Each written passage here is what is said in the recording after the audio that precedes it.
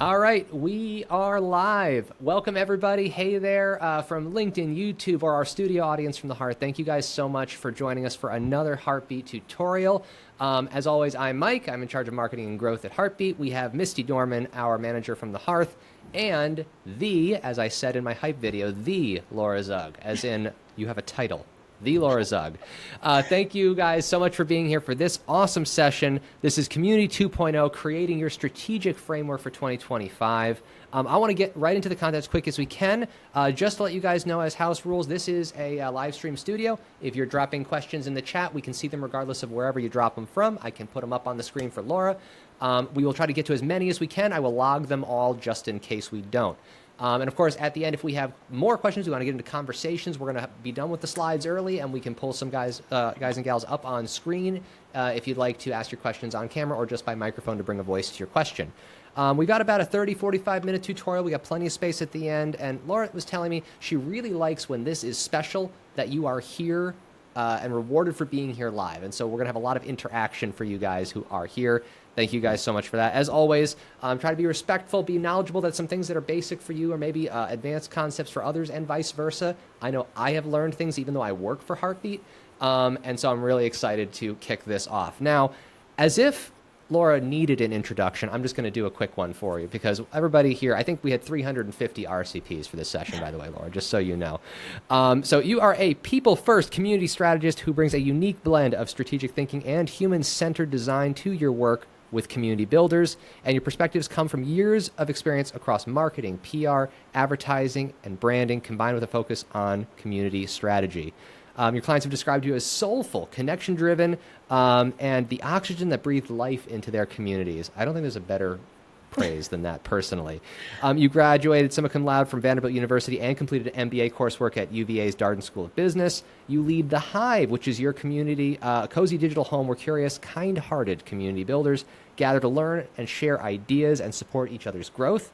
You have weekly live sessions there. You have monthly masterminds. You foster genuine connection, and members explore everything from experience to sustainable growth strategies and the tools to keep that all humming.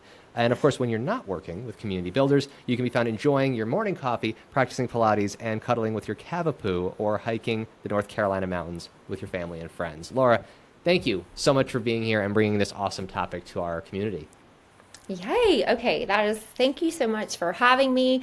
I love coming to Heartbeat. It feels like an extension of my own digital home. And this is my favorite place to give workshops, but we We don't love tell having you. Okay, well, we can just dive right into things. This is always the part that gets a little wonky, the screen sharing, but just pray to the You tech got gods. this. Okay, Success. Perfect. success. Okay, so you're in the right place if you are here for Community 2.0. And I am really going to explain what that means in just a minute. But first of all, I want to thank everyone who has come today.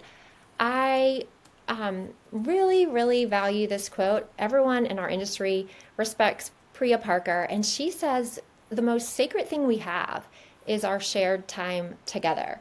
So I don't take it lightly that you have carved out this time today and that we're here sharing space, and I'd really just appreciate you. This is just a little plug to take a minute to breathe for yourself, for me. As we come together, maybe turn off your phone or shut some tabs, because I packed a lot into the next hour, and I want to try to communicate it as clearly as possible. Okay, I love saying that in community, what we're searching for and what I think makes community so magical are the things that we share in common. In our digital world, it's very easy to get in social networks and social media where there's an algorithm that seeks to divide us. But what I love about community is how it brings us together to find things that we share in common. And I am guessing, I definitely don't know everyone here today, but I am guessing that there's something in these slides that's important to me that might be important to you. So it could be your morning coffee, it could be nature. For me, it's sunrises. Maybe it's your pets. That's my sweet little dog, Salem. Or maybe it's your friends and your family. That's my family with pandemic hair, right there in the middle. Okay, here's just a quick outline of what we're going to cover today. I want to talk to you about what I believe is the foundation of any community, which is your purpose and your purpose statement. Then we're going to walk through some different ways to choose a community model. I am going to teach you something called the Reach Revenue Matrix, and you're going to need to put your listening ears on for that. And then hopefully I can bring it all together for you at the end so that you can begin to walk away from today feeling confident that you have found a sweet spot and you know where to focus. Okay, so as you saw, the title of today's workshop is Community 2.0. And I couldn't have planned it better than to have had my friend Gareth come speak about a month ago here in the Heartbeat community, because I have been noticing something that's causing a lot of community founders to struggle. And I think what's happening is our industry really got a bump with the pandemic in 2020. And there are books like The Forever Transaction and all these books from 2019, 2020, when memberships and ongoing subscription model became really popular. And that can work. And yes, we all want recurring revenue. But as our industry has continued to evolve, things are a little bit more sophisticated now and a little bit more nuanced. So if you have heard this advice of, oh, build your community, the average price is X dollars per month, and you're just gonna have this machine for recurring revenue, and you're sitting in that spot and not feeling that growth, maybe something I'm gonna share today is gonna help you. And I like to think about this as the evolution of an industry. And I always want to bring examples that pull from the world that we all operate in, our real world. And just have you think for a second about going into a store. It would be really strange, and there's maybe only one store I know that fits this, if we went in and everything on the shelf were the same price. Everything's $27. That's just really not how stores work. And think about a restaurant. We don't go to a restaurant, with a few exceptions, and the only option is the all-you-can-eat buffet. And our community model and what's often taught is very rigid. It is everyone gets the same thing, everyone pays the same price, and everyone gets the full buffet. And thankfully, we are evolving a little bit beyond that. The data, if any of you watched Gareth's tutorial, or if you're familiar with his writing, I really respect Gareth Wilson. He takes, he's similarly minded. He takes a deep dive when he's going to research something. He researched 135 paid communities in December of last year. And what he was specifically looking at were, he was doing a full analysis, but I've pulled out here his information about pricing. And he found that 51% of communities, so a little bit better than half, are offering tiered pricing. And when you start digging into that, 62% of the 51% were really just tiers in terms of payment duration, so monthly versus annual. And only 19% of the 135 had truly differentiated value tiers, where there were different offers for different prices. So that's what we're going to talk about. Okay, now, hold on, I'm going to make sure I'm looking at my notes. Okay, so for any community, it is really important that we set a strong foundation. We want to, I always use this target for talking about your community design, because we want to be driving toward a sustainable and value-driven community. And what underlines that is always clarity of purpose. And clarity of purpose comes through what we talk about in the community industry as your community purpose statement. And I'm going to simplify this like a fifth grade teacher for you. It's just the who. Who are you bringing together? The how or the what, like what are you going to do with them, and why? What is the result that we're trying to achieve? So when you put that together, there's a little bit of a Mad Lib format that I have a workbook to give you at the end of this. So you do not need to take any notes. This is all, you can come back to all of this later. I'll give you a QR code and you can download it. But this is the statement that kind of becomes your compass point. We bring together, and then something to summarize your ideal members, two, and then you're going to talk about the what or the activities that you're going to do so that we can, and then your members need to move from their point A when they come in and join you to their point B. So what is that desired point B? So this sounds hard to grasp, so I have an example for you.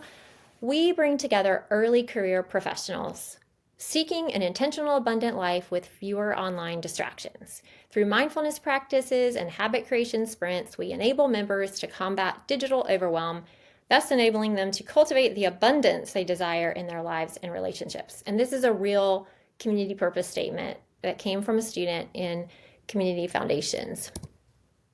Okay, so just to summarize, your community purpose statement is what are we building, for whom, and why. And this is really so important. And I'm saying it so fast, but you can spend weeks really thinking through this. And then once you have it in your mind, it's so important to go validate this with the who, so that we make sure that before we build anything, we're building something that is researched and validated. But for the sake of today, we're just going to zip on by. Once you're clear on your community purpose statement, that's when you can start to really think about your community model. And as I said at the beginning, we have so many options. And let's talk about that a little bit. So, no presentation that mentions community models would be complete without giving a big shout out to Tatiana. She's a good friend of mine. I think she's brilliant. She's fabulous. She's wonderful. And this is from something that she taught back in October of 2021. She was one of the first people to start talking about thinking of models. And at that point, it was broken down into your membership, which is like an ongoing, a cohort, maybe it's an evergreen course, or maybe it's a mastermind. And this felt novel and complete. And then here we are today. The models, this is meant to overwhelm you. Please don't freak out. The models that are open to us now are really endless. We're seeing the return of a lot more hybrid communities, a lot more in-person events. We have all seen the growth of Substack and some of these paid newsletter subscriptions. People are building stand stores with all of their templates and downloads. Maybe there's just a networking or an accountability group. We have so many choices, which is freeing, and also it can be a little bit overwhelming. So I want to teach you something that this is kind of how I think about it in my brain, and I tried to make it as simple as possible for you, is if we can think about our community model a little bit like an old school equalizer, where you can dial things up and down.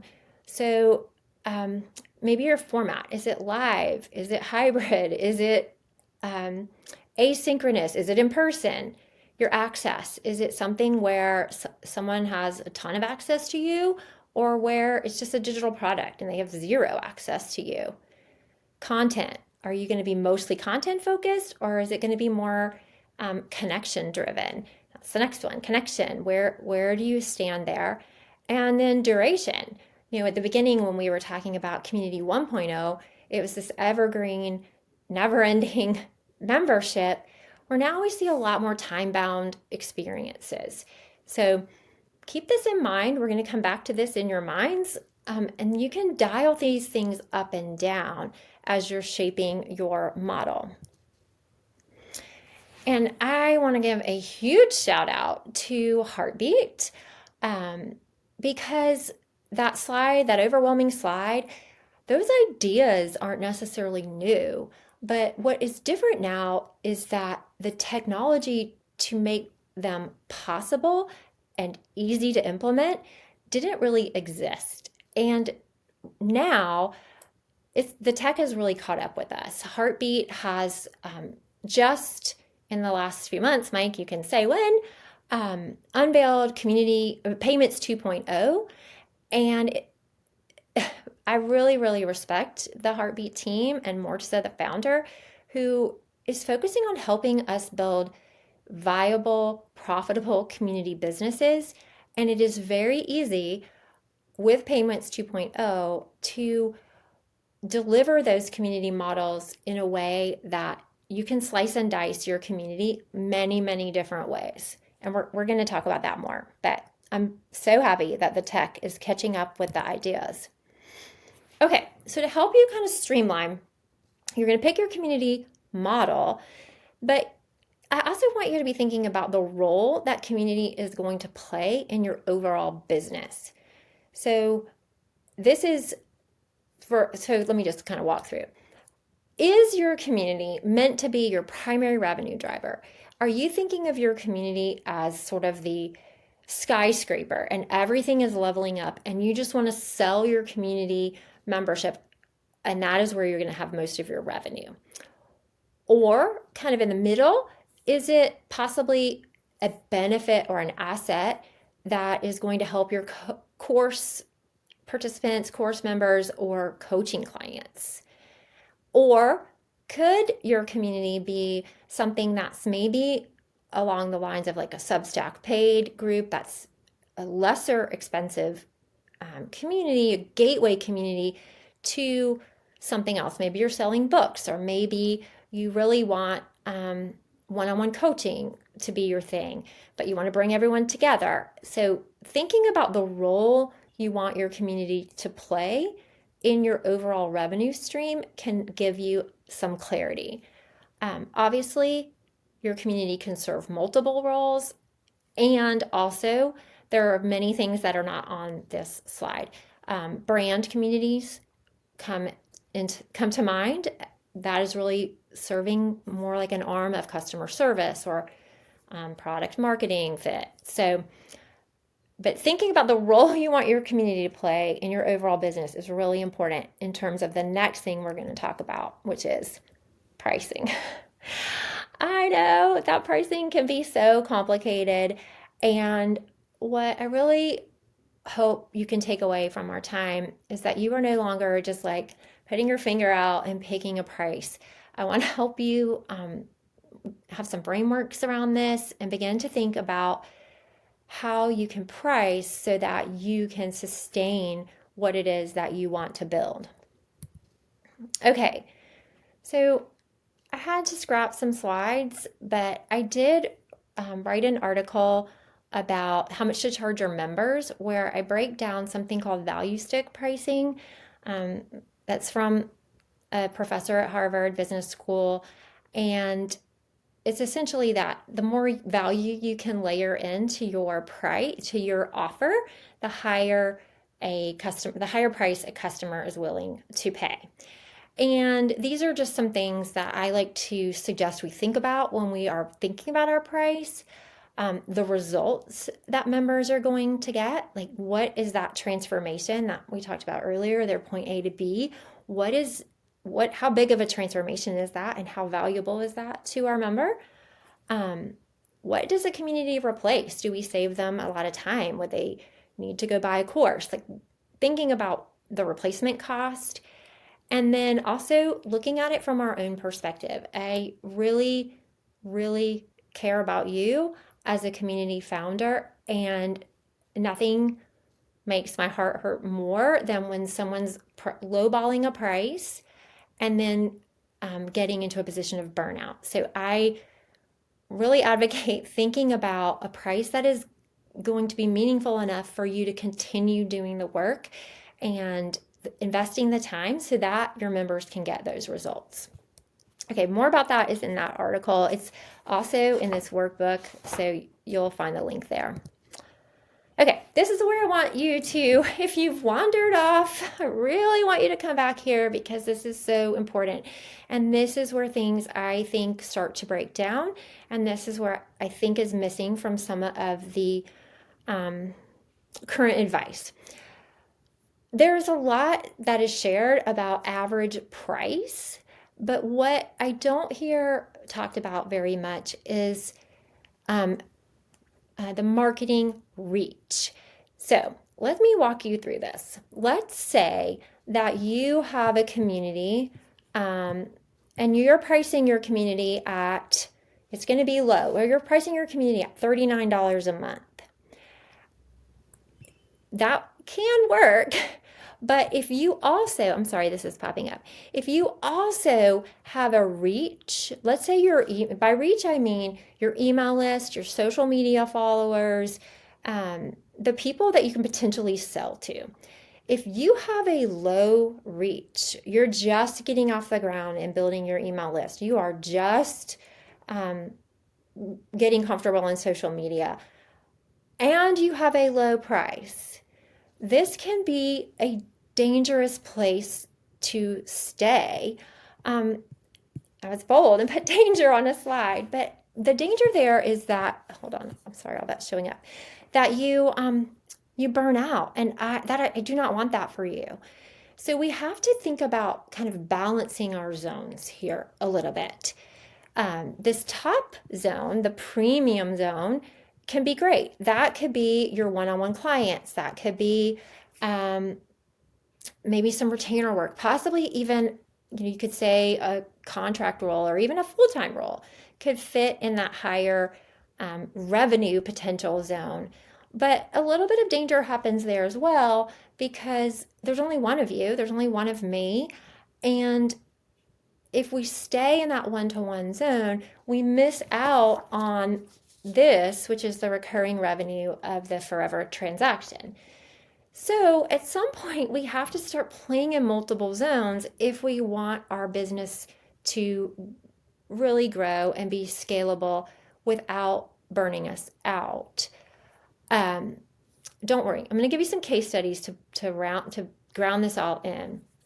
The growth zone is maybe you do have that $39 membership, but you've worked really hard and your reach and your audience, maybe you have really grown you have a podcast, you have a YouTube channel, and so you can sustain your revenue on a lower priced tier. So just price alone isn't the only factor. We have to factor in your reach, your audience size, and I hate to say it, your love of marketing.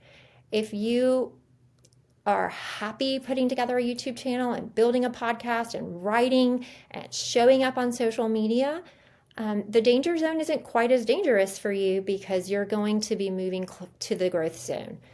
The stretch zone is, I want you to think about the 7 and 8 figure entrepreneurs whose names we all know.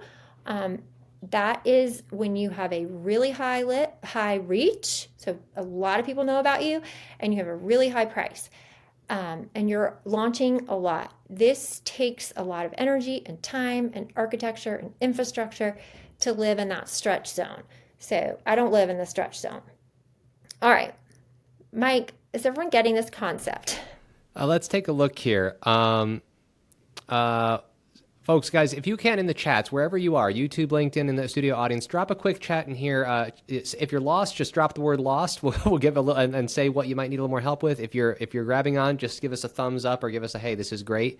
We did have a question in here. Doreen did ask, what was the book that you were holding up earlier? She didn't get a good look at it. Oh, okay. So the members in the Hive will know that I come with like a gazillion books to every session. This one is Robbie Baxter. She wrote, this is the Forever Transaction. She also wrote The Membership Economy. She is a Stanford MBA alum, well regarded. This is, though, a book from 2020. So I would caution you to read it with that lens. Okay. Um, Let's see. it's The general sentiment is everybody is saying this is so great, so helpful. We got thumbs okay. ups. People feel on track. A couple of pointed questions in here. Actually, there's two that I pulled aside. We could maybe address them real quick. One was from Alex, and Alex asks, would tiered pricing not discourage interactivity? Have you found that the tiered pricing affects engagement in the communities at all? Um, could we possibly come back to that one, Mike? Totally can. I'll log it for the end. Okay, yeah, because Um, I want to address that, but I'm afraid I want to give the case studies while this framework is fresh Fresh. in your, yeah, Yeah. yeah. All right, so let's hold on that. Bianchi, I see your question in here too about introverted community leaders. We're going to hang on to that one too. We'll come back to Oh, that as yeah, well. both of those are fantastic questions, and I've got my little handy timer, so I'll save some time for questions. Okay, I want to help bring this, like, ground this down into something usable for you. I'm going to skip that. I'm going to give you a case study of my own business because I can share that. And hopefully, this helps you understand. When I first started working as a consultant, I only did one on one consulting and a few, like, kind of one off things like community audits or, um, a few of those one on one things. Then, so that's here. Then, I'm sorry, every time I do that, it messes this up. Then I realized, okay, I'm drowning. I cannot keep up with the demand. So I created this group coaching program. Then, which has now become this annual cohort that I run. But after the group coaching program ended, I love a community, and the people I brought together, I loved them. So I went and built the Hive, which is my monthly membership and an evergreen community. Then, after being in the Hive, people needed different things. They needed a little bit more access or they wanted some more one on one support. So I layered in this other tier that is spelled wrong on my slide. So now we have members in the Hive who also who get a once a month call with me or a package of calls. I have some people I meet with every single week. So this is how this plots out now on the reach and revenue matrix. So, Laura, we have one question about that. Are all of the prices, including the one-on-one, is that monthly prices? uh, um, are these, no, not necessarily, kind of, but not necessarily. The VIP coaching program it's 8 sessions. Um, the premium tier is a monthly, but then I have people who want to meet more than once a month, so that so the cohort runs for 8 weeks. So it kind of depends. Not necessarily subscription pricing, just No, not necessarily subscription. Um, I would say the first two are subscription, the regular Hive and then the Hive with the one-on-one call. And this is how this maps out. So, it's driving me crazy. If I were focused on the Hive alone, I would be living in the danger zone. I want to keep the access back to that equalizer really high. So and connection really high. That means I can't have 500 people or 200 people in the Hive to preserve what it is that I want it to be. So it kind of floats between that danger zone and that growth zone. Um, you see that I still have a lot of things in that premium zone. I love working one-on-one with founders. I love it. I love consulting clients. I will always have time in my schedule for one-to-one work. So to me, that will land there in premium zone. And then I really do enjoy this annual cohort of community foundations. It's just, I pour a ton into it. I can't keep it going all of the time. So I also have an evergreen version of that. And that is in my growth zone because that is very scalable. And it's not priced at such a low price that one purchase isn't really changing things. So that's how things map out here for my ecosystem. I'm Trying to think if there was anything else I wanted to say about that. But I'm going to show you another example. This is a Hive member who is also a consulting client. She has sort of a small reach now, but she has a love of marketing and a background in marketing. She is coming from a position where she was doing monthly retainer clients. And now she really wants to transition her business model to be more of this recurring revenue piece. So she has started a community membership and is possibly going to begin a paid Substack membership. She has a podcast. She hosts one-off workshops, and her lower ticket items are currently in the danger zone because she's still building her list. But I see her quickly transitioning both of those products over into the growth zone because of how active she is with getting her audience reach up. So, but she's not ditching what's up there in that premium zone because that is a recipe for burnout. If we all of a sudden take away that quadrant, she's living only in the danger zone. And by danger, what I really mean is that she could be so discouraged putting out so much energy and effort and seeing numbers go up by $49 at a time. That's just not the way to have a sustainable business in the short term. So I'm going to say more about this. Let's keep going a little bit. All right. I'm just going to say, please don't build everything at once. I definitely didn't build everything at once. I had to slow down the one-on-one work to really put emphasis in the Hive and my course. So, but please also keep in mind what is going to have returns in 3 months, 9 months, 36 months. If you keep living in that premium tier, that white one-on-one tier, every time you get a brand new client, you are starting back at zero. Every audit that I do for a community starts at the beginning. Every one-on-one client starts at the beginning. So by investing in your memberships and in your community offerings, you're beginning to build in residual value into everything you create. So think about that. And the same could be true for what you're posting on social media. Make sure you're posting in a digital home that you own. So you're creating and investing in an ecosystem that is yours and that can continue to compound and grow and provide value to you.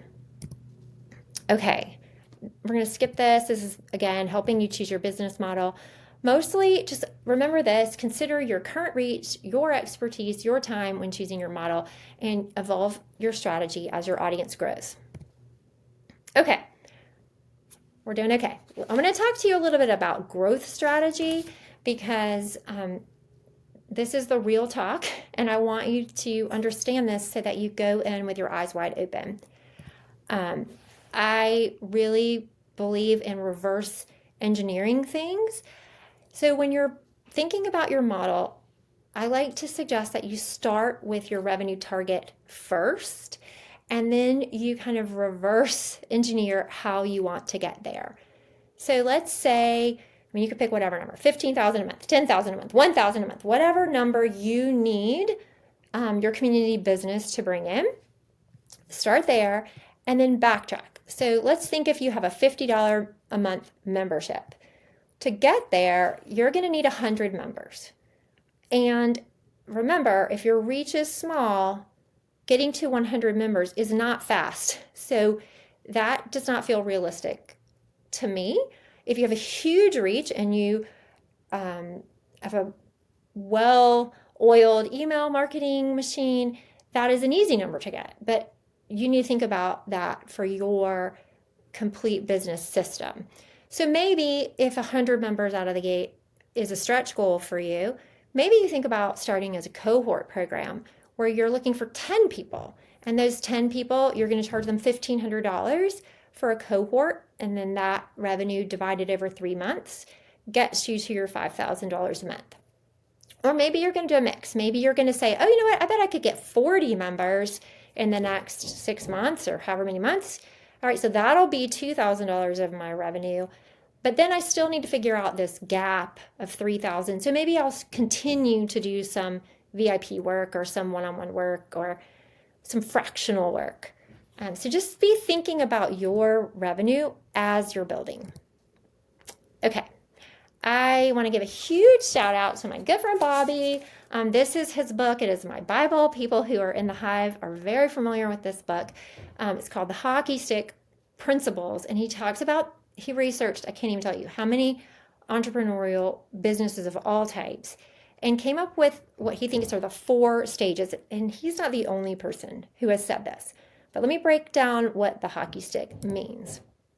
So, I love Bobby. He's one of my oldest and dearest friends. His wife, Gloria, was my very first friend when we moved to Raleigh in 2024. Okay, so the tinkering period is right when things start. This is when you are excited, you have your brand new idea, and you're just beginning to experiment. Then once you get your idea going, you enter the blade years. This is when things feel hard. Your growth is very flat. You are having to figure out what works and what doesn't. And even though it looks like a flat line, these years are not, they don't feel that way. They feel a bit like a roller coaster, and you're having to iterate and fail and pick yourself back up and fail again. So if you're here in the blade years, I want you to say loud and clear, this is so normal. And then eventually things start to shift and you get to the inflection point. This is when you start to notice things are a little bit easier, and then all of a sudden things start to take off. And then you're into this surging growth and you have new challenges. This is when you need to optimize, and maybe the systems that worked for you back in the blade years aren't working. Maybe you need a team of 50 people now and your problems are a little bit different. So just if we understand going in to starting our communities that this is what a growth curve looks like, it can take off some of the pressure, especially when we realize that the average product or business takes 3 years during those blade years. So this is Bobby's second book, specifically focused on the blade years. And I designed my entire community around the blade years. So I lead this group called the Hive for curious, kind-hearted community leaders. And essentially it serves as a sandbox for those blade years. We are very dialed up in connection, very dialed up in access to me, and it is a pretty small group. We focus on everything that happens inside your membership, so your member experience, everything that you need to market your membership, so that's our grow and scale pillar. And then we need systems and operations for the day-to-day management to make sure things don't fall apart and we don't fall apart. So we talk a lot about the tools and the tech, and all of these things kind of work together, but it's designed very differently. It's designed to be heavy on access, heavy on connection, and sort of a just-in-time solution. Okay, so let's just do a quick recap. I still have like 4 minutes. Today we talked about Community 2.0. We talked about shifting from this one-size-fits-all model to more of building a digital home that can serve as a real ecosystem. We talked about going from just a flat, everyone pays the same monthly fee, to adjusting that equalizer. So maybe you can parcel out your offerings in a value-based pricing methodology. We talked about just flat content delivery to actually building transformation for our members so that they see that change from A to B. And we talked about how we've gone from just building a membership site to actually a community experience design. As I mentioned, I think I have it in front of me, there is a workbook that can help you. You can download this. There's a QR code for you. And everything we talked about, I'm going to have you like tick off your community role. There are links to articles or places to write your community purpose statement.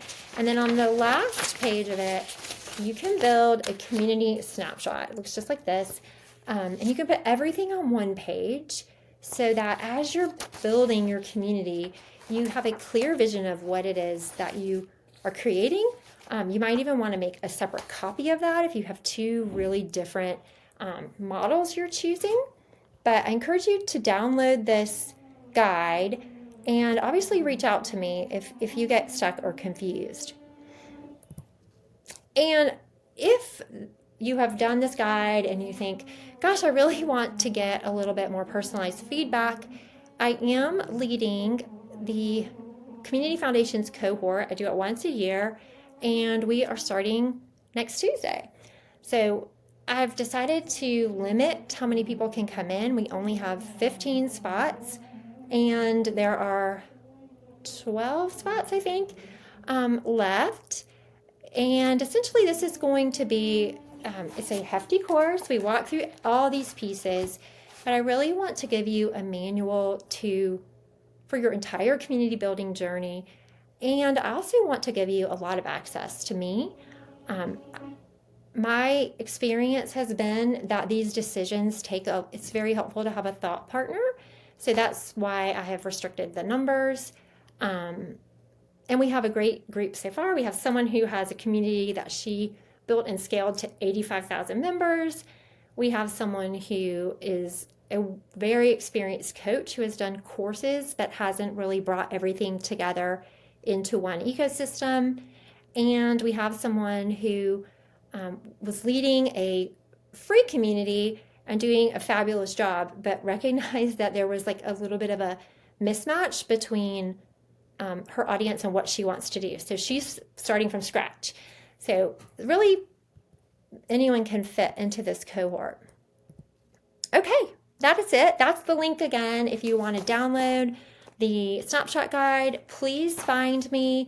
I should have put my Substack on there. I'm there every day, but LinkedIn is a great place to find me. If you're in Raleigh, you can come say hi. And I think that's it. Wonderful. Laura, this has been a fantastic bit of knowledge so far. I can't wait to dive into some of these questions that we've got here. I just want to express my thanks. I'm sitting here like studiously absorbing what you have to offer as well. So thank you so much for what you have to share. Awesome. And of course, look at that from Jess. She's right down the road. That's awesome. Look at that. We got people local. We have local. Usually we have folks from around the world in these audiences. So super cool to have someone down the road from you and around the world watching it as well.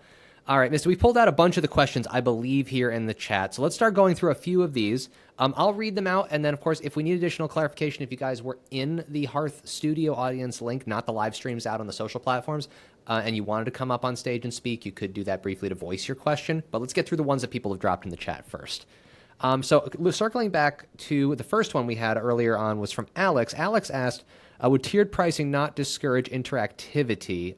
So any thoughts on pricing separate tiers and the amount of engagement and interactivity that we have in a community? I don't know if Alex is able to say more about that. That's part of the reason I wanted to pause this question. Sure, Alex, if you're still around, you're able to drop some more thoughts in the chat, or there's a button at the bottom of the studio UI that says request to call in, and that would let us either by voice alone or voice and camera you can come in. But I'll start just, what were you going to say, Mike? Is he? Well, I know he's not here yet, but why don't you give a couple of thoughts, and if he's available, then we'll bring him up on stage. If not, then we can circle back to it as we need to. I think the question would be how you're designing around the tiers. Are your tiers going to overlap? Are your tiers going to be sort of a more premium tier for a more advanced group? I think there's a lot that has to be considered in terms of how you're going to structure the tiers in order to say whether it would impact engagement positively or negatively. I would expect it could have a positive impact. Yeah. Oh, is there more? I did hear from Alex. Yes, so Alex dropped another chat. Thank you so much, Alex. Appreciate you pairing with there's a delay sometimes when the chat comes in, but that's all right. So he says, I imagine that it may create perceived status differences in the group and that this would then reduce them being helpful to one another. So this comes into like, are your tiers for lack of a better term, class structure of access or elitism, et cetera, versus different benefits or resources, et cetera? Yeah, I think it has to be. That's the really great thing about Heartbeat, right? Is that you can structure things with different groups. So your tiers don't necessarily even have to overlap. You You can can have, isolate them from one another. Yeah, if you yeah, wanted you to. can, that's right. That's right. And, when I think of tiers, I also think about um, people in my community, some of whom want the one-on-one support from me, and some of whom just want the group support. Or, when I'm doing the Community Foundations cohort, that's going to be very separate from the ongoing membership so that I can focus on the cohort and then focus on the membership. So I think it all depends on how you structure them. But yes, you definitely do not want to build a class structure into your community unless there's a strategic reason. Maybe there is a more advanced level that people are hoping to graduate to, or maybe you um, are a coach and you want to train facilitators and they graduate to a certain tier, but then there's an expectation that they are mentoring and showing up and leading. Right. Maybe You you wouldn't you have wouldn't mix preschoolers and PhDs in the same class, for example. Yeah. not without some intentional design, Right, but right. thinking about the strategy of why and how they can benefit each other. um, I think you could actually improve engagement. But yes, we don't want Awesome. to. Okay, next Alex, question. Alex did say thank you. I think we got him a good answer on that one. Okay. It's the good old it depends, but it depends for a I lot of good know. I reasons. was just going to say, I hate the it depends, but it really does come back to the strategy and your community purpose. The next question we had was from Bianca. What is the best place to land if you're an introverted community leader but with high reach? I think this is in reference to the quadrants that you were Yeah, presenting okay. earlier. Thank you, Bianca, for answering this because I have to say that I do believe that introverts make excellent community leaders. Um, and part of the reason is an introvert can allow space for other people. In your community, what you want to do, I'm sorry, turning the focus mode back on. What you want to do is make other people feel seen and heard and understood. So, community leader doesn't need to be an extrovert, and your special sauce, your unique genius can be really appealing to folks. So, I don't know that I've even thought about it enough to say that your community, the quadrants really depend on introvert versus extrovert, except for the fact that if you're introverted, the one on one could potentially really, really drain you. And you Hmm. might really prefer something that's recurring and something that's a little bit lower touch than super high touch. I find that fruitful as a community founder myself, who before I worked with Heartbeat team, yeah, and as somebody who's a little bit more introverted, you wouldn't know from my newsletter videos I send out, but yes, I do. I do shy away from the high touch things personally, so I relate to that question, Bianca. Great question. Yeah. All right, so working down the list here, we have one from Chris.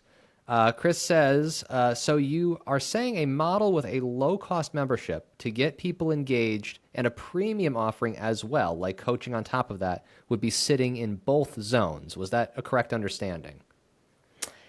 Um, yes, just thinking about it, it's going to depend again on your reach because again, it's quadrant. But a low price offer, just take the Hive. The Hive is $79 a month. Um, it's intentionally priced to be kind of low and accessible, with the option of that one-on-one stuff that I would say is more in the premium level. So I think, Chris, if I'm thinking about it correctly, yes. Okay. We did have another question here. Since low, high price, this is in regard to pricing, since low and high are relative, what is considered low pricing?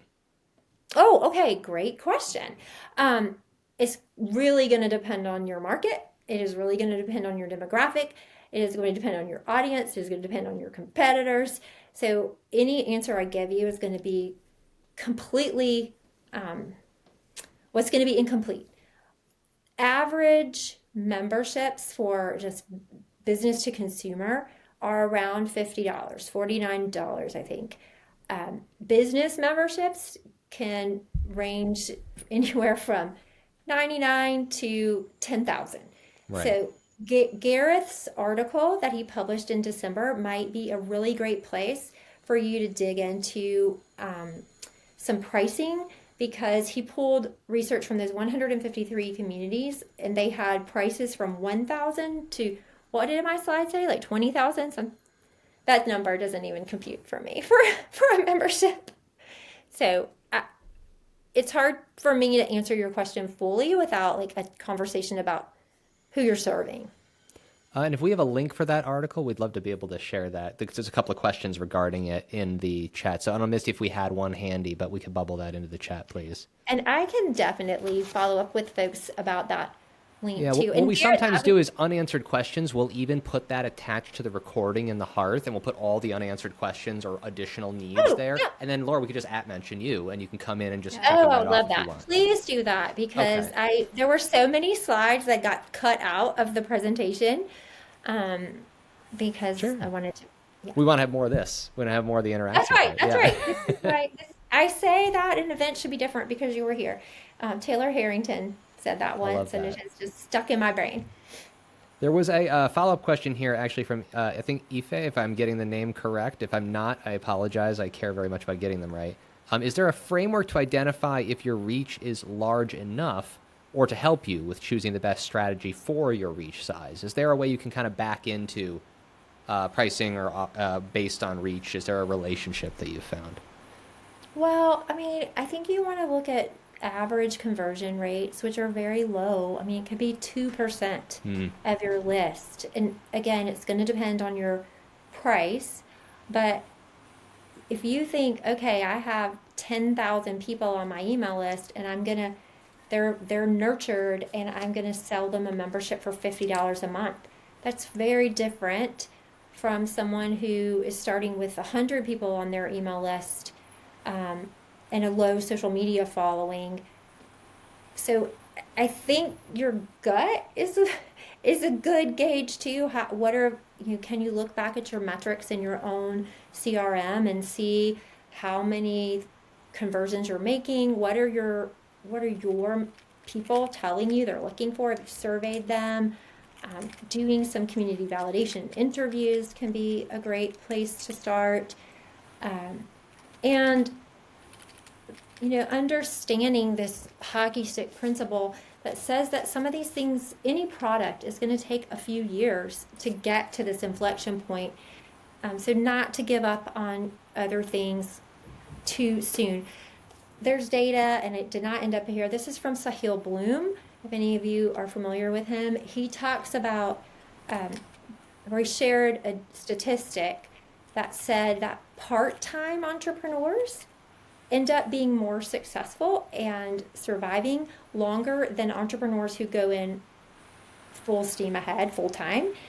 And I think it has a lot to do with these blade years, because this can feel very discouraging if you don't have the cash flow or the revenue, or if you feel like your energy is out of balance. People can give up. The last thing I want is for you guys to give up right there. Right before the hook. I want to get you like all through. How fast can we accelerate these blade years? For sure. And I know we are getting tight on time. I want to give us a chance to button this up, but Elizabeth was very patient with her question and reiterated it, which was very, very helpful. Thank you, Elizabeth. Thank you, Your final Elizabeth. question here was, what if other similar communities and offerings are at a lower price point, I presume, than the one you're anchoring at? Elizabeth, for context, she supports parents and other memberships. She supports parents and other memberships out there for that audience are $15 to $49 max. Most are under $30. What to do in that situation? Okay, I get that question a lot. That article about how to charge your members and thinking about the value stick could be really helpful to you, as well as thinking through the equalizer, and really clarifying in your messaging who you're talking to, and what is different about your membership. If you're trying to grow a membership the exact same size, the exact same offerings, and your price is very high, and you're talking to the exact same ideal client, that is going to be a tricky place. If you can figure out that you're talking to a subset of parents, and maybe they are professionals who are incredibly busy, and you're going to give them what they need in shorter compressed amount of time, or maybe you're going to have more support. Which lever can you move around to make your offer stand out? But I do not think that just because other people are charging a lower price ever means that you cannot charge a high price. We have to look what the consumer is going to pay, but that's not the only thing that we have. That's not the only thing we can adjust. Right. There are other value levers so that you can anchor it and you have the proper positioning or differentiation from the market at large. That's right. Yeah, and it's for also sure. okay to start with a lower price and build up your following and then increase your price over time. Wonderful. Okay, and then we did have you know what? We have about 8 more questions about here, which definitely we're going to be spilling over immensely. I'm noting all of them, guys. Rob, glad to see that you had was perfect timing that you just started with Heartbeat and building your first community. Super appreciate that from you. What we're going to do here is, I think if it's okay with you, Laura, I'm going to log the remaining 8 questions or so that we have here. I'm going to tag you in the Hearth right underneath the recording that we embed. And guys, if you're watching this either from the Hearth Studio link or out on the socials, join us in the Hearth community, which is free to join for community builders using Heartbeat. And we're going to get the conversation carried on. We're just going to continue it there just to respect everybody's time today, because this is so good. We could go for 2 hours, I bet. We could go so much longer. Downloads this guide will have my email, and you can also reach out to me. You can find me anywhere. So please don't leave with too many unanswered questions. Wonderful. I am also going to quickly pop up on the screen here, just as a thank you for everybody for attending. If you haven't yet spun up a trial of Heartbeat and you're on the fence about where to build your community home, we're a little biased, but we seem to think Heartbeat's pretty dang good. Laura's also biased because she's built her offer and community there as well. But if you wanted to get a real taste of it for yourself, we wanted to give you a chance to get it for 3 months at half off the regular price. Just lock that in, get yourself plenty of time to build out the basics, get through a good chunk of those blade year months early on, especially with the early building. Heartbeat.chat/Laura will bring you to a website to start a trial, and that will automatically offer you the half off for 3 months. This is valid for 2 days till the end of the day on Friday, Eastern time, midnight. Wanted to make sure that was up there for you guys. All right, we're going to stop the share there. Misty, what else can we share as parting thoughts for these guys for future events that we have coming up? Next week we have Liz Wilcox, who's an email list building expert, and I believe she's going to be talking about 12 list building ideas that don't involve paid ads. So definitely come to that, especially if you're in the beginning stages of building your community.